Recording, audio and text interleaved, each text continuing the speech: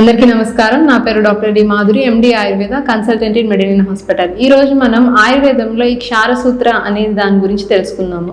So ఈ క్షారసూత్ర అనేది అందరికీ ఇప్పుడిప్పుడు కొంచెంగా అర్థమవుతుంది. అంటే దీని ఫలితం ఎలా ఉంటుంది, ఇది చేయించుకోవడం వల్ల దాని రిజల్ట్ గురించి ఎక్కువ తెలుస్తుంది అందరికీ. సో ఈ క్షారసూత్రం అనేది ఏంటంటే మెయిన్గా మనకి మలద్వార సమస్యల్లో, అంటే పైల్స్ కానీ, ఫిస్టులా కానీ, లేకపోతే పెలోనోడల్ సైనస్ కానీ, ఇట్లాంటి కండిషన్స్ లేదా ఏమన్నా యానల్ పాలిప్స్ కానీ, ఇలాంటి కండిషన్స్లో ఈ క్షారసూత్రం అనేది వేస్తూ ఉంటాం.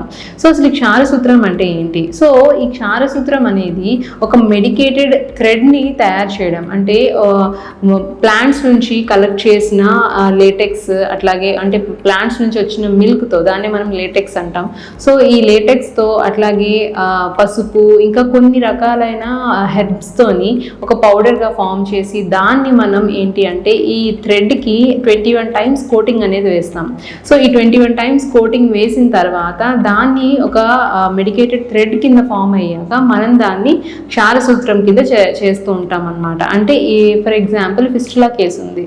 సో ఈ ఫిస్టులా కేసులో ఏమవుతుంది, అక్కడ మనకి మలద్వారంలో ఏమవుతుంది అంటే ఒక ట్రాక్ లాగా ఫామ్ అవుతుంది.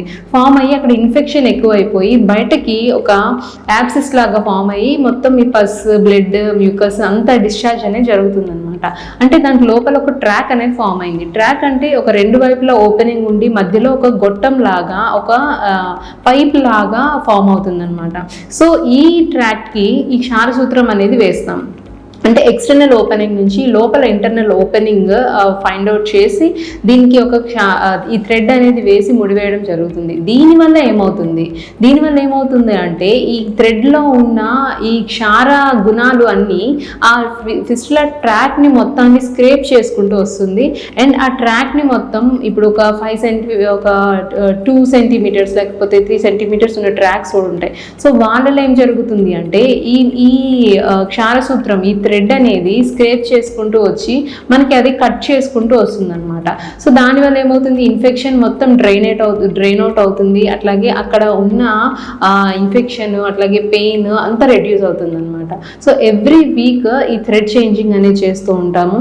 అట్లాగే దీనికి సపోర్టివ్గా మెడిసిన్స్ ఇవ్వడము, అట్లాగే అక్కడ హైజీనిక్ మెయింటైన్ చేయడానికి కొన్ని ఇన్స్ట్రక్షన్స్ ఇస్తాం. అట్లాగే సిడ్జ్ బాత్ చేయమని అడ్వైజ్ చేస్తాం.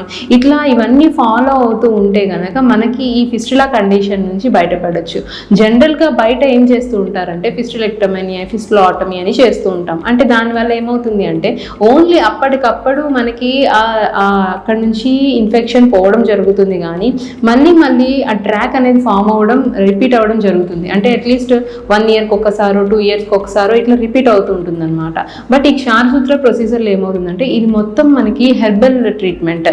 సో దీంట్లో ఆ థ్రెడ్ అనేది మొత్తం స్క్రేప్ చేసుకుంటూ వచ్చి మనకి ఫ్యూచర్లో మళ్ళీ ఈ ఫిస్టులా కండిషన్ అనేది రాకుండా చేస్తుంది అనమాట. పైల్స్లో కూడా అంతే. సో పైల్స్లో కూడా మనం ఆ పైల్ మాస్కి ఈ క్షారసూత్ర థ్రెడ్ అనేది వేయడం జరుగుతుంది. దానివల్ల అక్కడ ఏమవుతుంది అంటే ఇక్కడ నెక్రోసిస్ జరిగి బ్లడ్ సర్క్యులేషన్ అనేది వెళ్ళకుండా అక్కడ స్కిన్ని కూడా మొత్తం మెడికేటెడ్గా అది హీల్ చేసుకుంటూ, కట్ చేసుకుంటూ వస్తుంది. అండ్ ఫైనల్గా మనకి పైల్ మాస్ అనేది కింద పడిపోవడం జరుగుతుంది. సో దీనివల్ల మనకి ఆ స్కిన్ అనేది కంప్లీట్గా న్యాచురల్గా హీల్ అవుతుంది. ఏమీ యాంటీబయాటిక్స్ కానీ ఏ సైడ్ ఎఫెక్ట్స్ లేకుండానే మనం ఈ పైల్స్ నుంచి కూడా బయటపడే అవకాశం ఉంటుంది.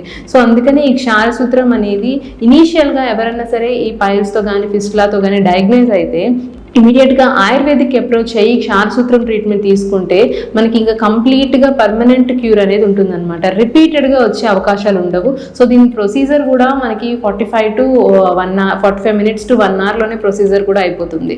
సో దీని గురించి అందరూ కొంచెం అవగాహన పెంచుకొని ఈ క్షారసూత్ర ట్రీట్మెంట్ అనేది తీసుకుంటే మనకి ఫిస్టులాలో కానీ పైల్స్లో కానీ చాలా హెల్ప్ఫుల్గా ఉంటుంది. ఎవరైనా ఈ సమస్యతో బాధపడుతూ ఉంటే మా మెడిసిన్ హాస్పిటల్కి వచ్చి విజిట్ చేయండి.